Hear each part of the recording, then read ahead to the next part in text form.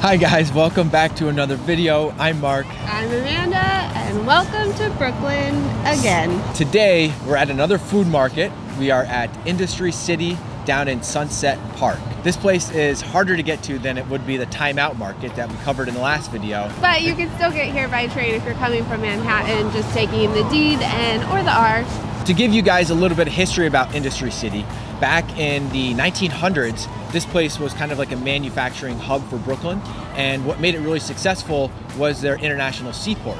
But in like the 1960s, there was a bit of a decline in industry and manufacturing, and this place slowly decayed, and companies like Topps baseball cards, you guys remember them? Topps baseball, yeah, I collected those. Companies like that shut their doors, and this place was closed for about 40 years. But in 2013, it was acquired by another company, and they breathed life back into these buildings in this area. Yeah, and this is where we are today. Yeah, this place is ginormous. It's 6 million square feet, 35 acres, and on the beautiful waterfront in Sunset Park. They have 29 restaurants and a number of different shops and services. They even have yoga studios in here. Yeah, they have an ice rink, they have event spaces, so there's a ton going on here. It's just really, they're transforming it into this, you know, little community and hub of business and economy, and it's really exciting. But what we're here for today specifically is the food, because they have a ton of great options, and we want to share them with you guys and let you know that this is definitely an option that you should consider if you want to try some food in the city. We've been here a couple times now, and every time we get lost because this place is so big. But there are 4 buildings, and thankfully there are maps plastered throughout every building, and you can find your way. So we're here now, and we want to go to Hometown Barbecue, which is 46, 47. Oh, it's across the way. Perfect.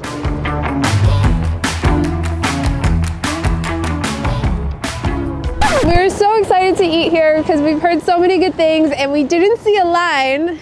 Now we know why. They're closed today.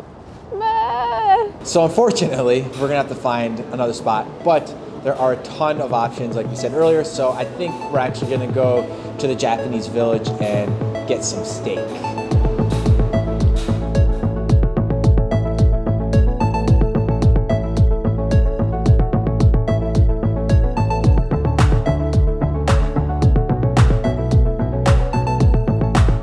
Since we're in the Japanese village, they have a market in here as well, and we want to show you around real quick before we get some food.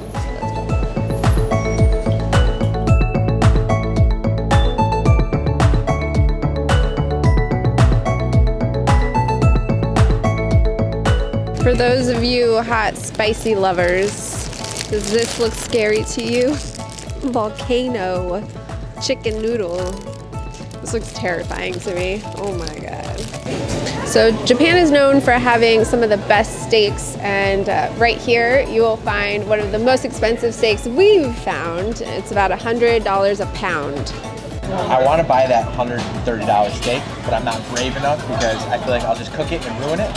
So instead, we came to the Brooklyn Steak and Lobster House, and we're getting this American Wagyu ribeye. Apparently this is like a crossbreed between American Angus and what was the other one? The Black Wagyu, A5. There we go. So that's what we're getting. Oh, Hey, where'd it go? dang. If this isn't the best prime rib you've had in the city, top 3, I'll pay for it. All right, so we just ordered our steak, and of course, there's only one proper way to order a steak. Medium rare, guys. Medium rare. Darker spots as you go along the meat.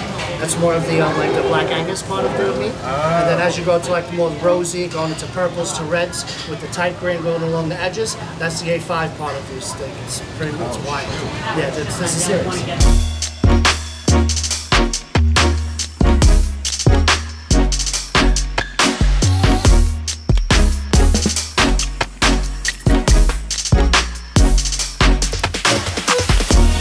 Thank you. Yeah.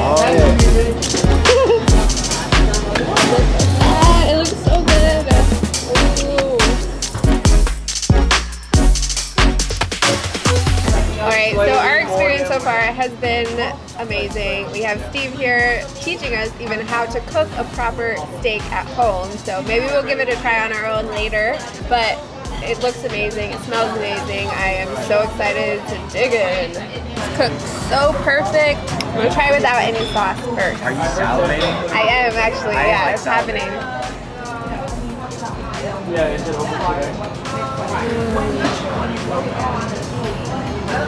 Oh, it's so good. It's so like juicy. Bite number 2 comes with some Japanese steak sauce. Ooh, it's like kind of a thicker. Ooh, it smells kind of like wine.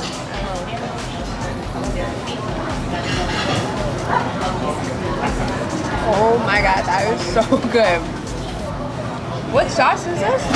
Salt your beeswax, you should enjoy it. I like the pieces on the end because they've got like a little bit of fat. I mean, I've been busy. We did so I was just telling her we did a company trip to Life is good. Amsterdam and Paris. Life is good when you got one of these steaks in Not the front whole, of you. not initially, to be honest. I know. It's like it's tangy. It is definitely like an Asian flair to it. All we eat every day is a pastrami. That's some good stuff. So our buddy Steve informed us that probably all of the restaurants are closed today. The best times to come are Wednesday through Sunday, and he actually was off today but decided to come in because that's his restaurant, so he can make that choice. Aside from the restaurants here, they also have quite a bit of breweries and bars, so we're just gonna check out, walk around, see what's open. Hopefully we can have a drink at least.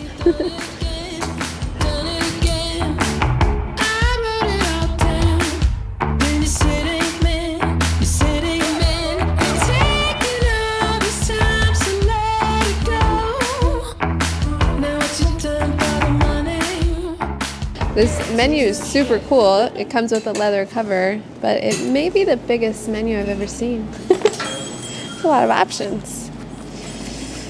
They have over 170 spirits, and they're all local. She gave us a sample of their house-made ginger liqueur.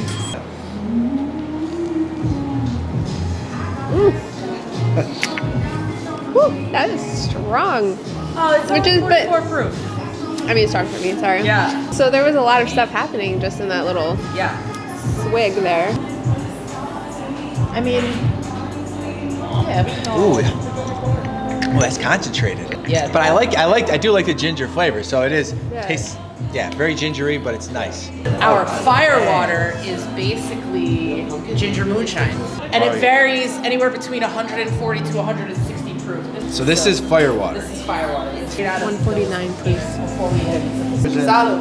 Salud. Cheers to work tomorrow. Really ginger to that spice, right? But do it like the sweet individual. Yeah, of course. You're supposed to mix it. I do like, but this one that is like actually a lot of ginger. I put that in cider and Very intense gingerness happening. She was talking about like feeling sick and taking a shot of that. we were just approved to start. I think that would be the cure. That would cure. Right That cures anything. Wow. But like it's not bad. It's just very like if you had ginger, like you know that like spiciness of it, and it's in there.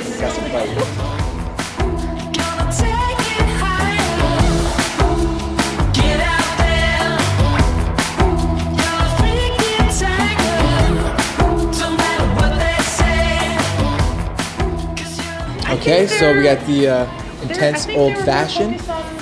Ooh, smooth. This is nice.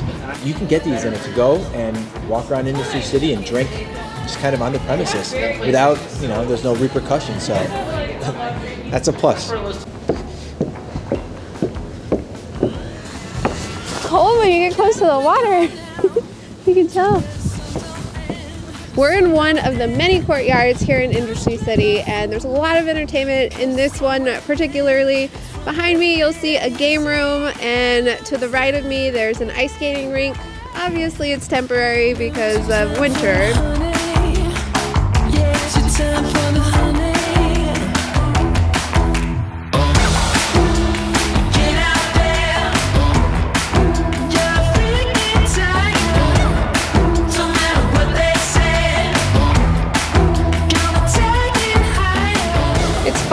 looks like a lot of the restaurants are closed already, but let's cross our fingers and hope we can find some place that's still open.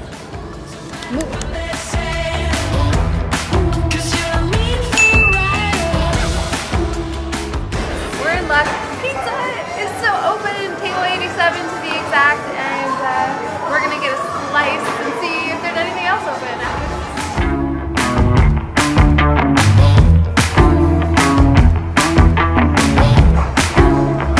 It's actually pretty cool. This company freezes their pizzas and sells them in grocery stores around New York. It's a decent slice of pizza, nothing crazy special, but it's delicious, like most pizzas in New York.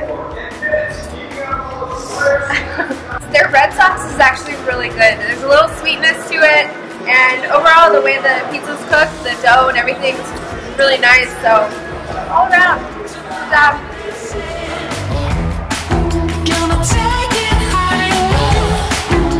Okay, last stop of the night, we are at Ent Meat.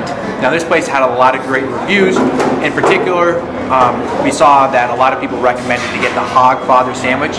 Unfortunately, since it's the end of the night and they're about to close, they're running low on a lot of the ingredients, so they only have soups left and some salads. So we're gonna try a soup, beef borscht, I believe it was called. Sounds delicious. We'll give it a shot. So if you come back tomorrow, you'll see some pigs hanging up right there. We're a whole animal butcher shop. So we'll be breaking them down all day. So this soup has some beets, some potatoes, some rye bread. That's what's on the top, which kind of looks a little scary. That's just bread. There's some dill sauce, and there's supposed to be like some beef shank in there. So this is perfect for like these cold days. Oh, and there's a nice piece of beef. That piece of beef literally melted in my mouth. It was so delicious. It reminds me of like a nice home-cooked meal. Everything is so good in here. It all goes together so well. I was really looking forward to that sandwich, but this soup is like an unexpected surprise. I am not that excited, mostly because I just don't like meats in my soups. I never have. Can I just try the bread? Okay, I think this is just bread, which I'm happy with. I don't know if that's like thyme or there's some spice in there. It's probably the dill. Oh, it's the dill. I'm not a fan of the dill. Not for me. I could see why you like it, but that dill is just too strong for me. There seems to be a common theme at the end of these food market videos, since this is 2 in a row, and that is being tired and full, but completely satisfied.